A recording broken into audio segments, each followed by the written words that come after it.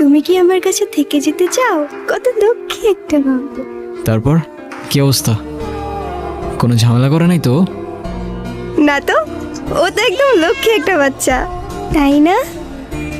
আপনাকে দেখে মনে হচ্ছে আই গেস আপনি ওদের অনেক ভালোবাসেন। ওরাই তো আমার ফ্যামিলি, ওরা ছাড়া তো আমার লাইফে আর কেউ নাই। কেন? আপনার ফ্যামিলি, বাবা মা একা থাকেন নাকি এখানে?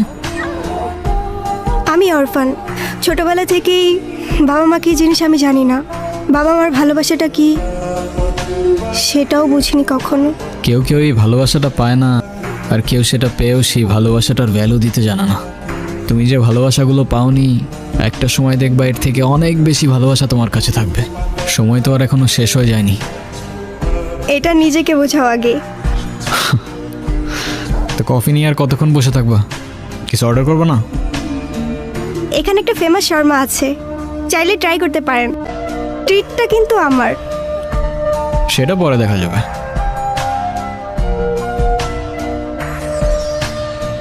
আর তারপর আপনি ওর জন্য পড়াশোনা বাদ দিয়ে ব্রিজ থেকে লাফ দিতে গেছেন। সিরিয়াসলি, এই যুগে কেউ কারোর জন্য মরে? মজা নিচ্ছ না? নাও নাও, মজা নাও।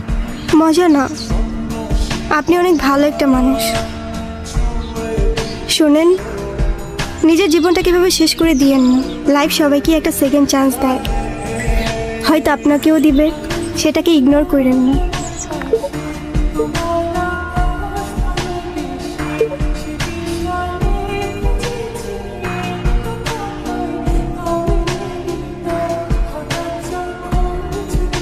নীরব, আমি জানি তুমি আমার সাথে কথা বলতে চাও না।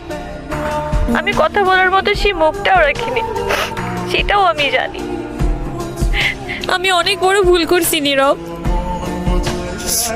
তুমি আমার সামনে থাকা সত্ত্বেও আমি ভুল মানুষটাকে চুজ করছি। আমি তোমার লাইফে ব্যাক করতে চাই নীরব। আমি অনেক এক্সপেকটেশন নিয়ে তোমাকে কল দিছি।